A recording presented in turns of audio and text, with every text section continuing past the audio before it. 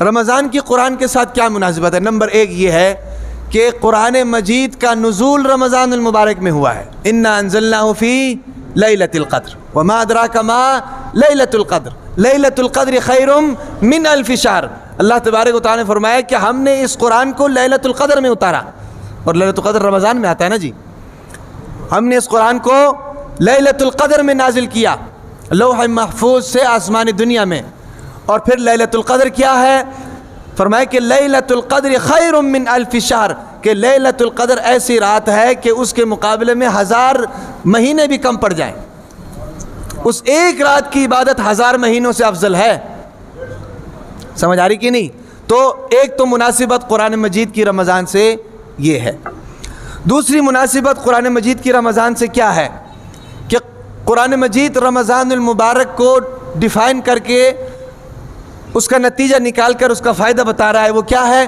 فرمایا کہ یا ایھا الذین آمنوا کتب علیکم الصیام کما کتب علی الذین من قبلکم لعلکم تتقون، کہ اے ایمان والو رمضان میں روزے رکھو تاکہ روزے رکھنے کی وجہ سے تمہارے اندر تقوی پیدا ہو. اب تقوی کیسے پیدا ہوگا اس کے بارے میں تفصیلاً پچھلے جمعے گفتگو ہو چکی ہے.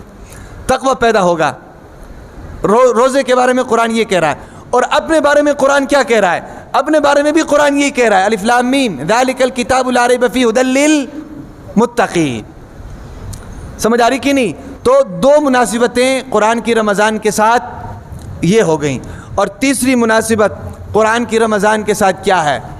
یاد رکھیں حضور نبی کریم صلی اللہ علیہ وسلم نے فرمایا کہ رمضان اور قرآن دونوں اللہ تعالیٰ کے سامنے جا کر اس بندے کے حق میں شفاعت کریں گی. قرآن کہے گا یا اللہ سارا دن ساری رات یہ روزے میں تھا، یہ روزے میں تھا اور ساری رات میں نے اس کو سونے نہیں دیا، یہ میری تلاوت کرتا رہا، یہ میری تلاوت کرتا رہا، لہٰذا اس کے حق میں میری شفاعت قبول فرمائیے. اور یہ شفاعت بھی قبول ہوگی. اور روزہ کہے گا کہ یا اللہ سارا دن یہ بھوکا پیاسا رہا، اس نے منہ کو تالا لگا کے رکھا. جون جولائی کے روزے تھے، اگست کے روزے تھے، ہیں بھئی مئی کے روزے تھے، پیاس اس کو لگ رہی تھی، شدت کی پیاس تھی، بند کمرہ بھی تھا، ہیں بھئی فریج بھی موجود تھا، اور اندر ٹھنڈے پانی کی بوتلیں بھی موجود تھیں، اور کوئی دیکھنے والا بھی نہیں تھا. صرف اس نے اس وجہ سے جناب روزہ نہیں توڑا کہ یہ روزہ میں نے اللہ کی خوشنودی کے لیے رکھا ہے، کیونکہ آپ نے کہا تھا کہ یہ روزہ میرے لیے ہے، الصوم لی وانا اجزی بہ، کہ یہ روزہ میرے لیے ہے اور میں ہی اس کا بدلہ دوں گا. اس نیت سے اس نے اس روزے کو نہیں توڑا. یا اللہ میری شفاعت اس کے حق میں قبول فرما. سمجھ آ رہی کہ نہیں؟ تو اس لیے یہ ہے کہ قرآن مجید کی تلاوت کی جائے، دبا کر کی جائے. اور پھر میں ایک بات آپ کو بتاؤں، ہر چیز کا ایک عروج ہوتا ہے، جسے ہم اپنی کاروباری لینگویج میں کہتے ہیں ہر چیز کی ایک پیک ہوتی ہے. کیا ہوتی ہے؟ پیک ہوتی ہے. یا ہر چیز کا ایک کلائمیکس ہوتا ہے. رمضان المبارک کا کلائمیکس یہ آخری عشرہ ہے.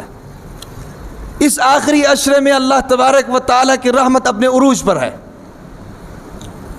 سمجھ آ رہی کہ نہیں؟ اللہ تبارک و تعالیٰ کی رحمت اپنے عروج پر ہے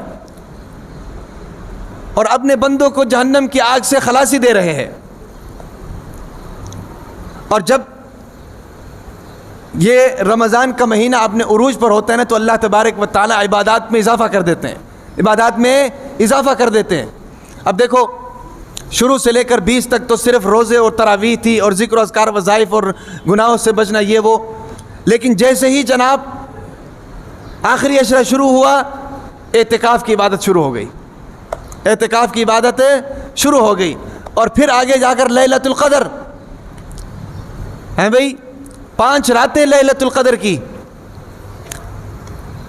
یعنی یوں سمجھیے کہ اللہ تبارک و تعالیٰ کی رحمت اس وقت اپنے جوش میں ہے. اور آپ کو پتہ ہے کہ جب کسی سے کوئی بات منوانی ہوتی ہے تو ہم اس کا موڈ چیک کرتے ہیں. جب موڈ اس کا اچھا ہوتا ہے تو ہم اپنی بات منوا لیتے ہیں. یوں سمجھ لیجئے کہ اس وقت اللہ تبارک و تعالیٰ فل جوش میں ہے، دعائیں قبول کر رہے ہیں.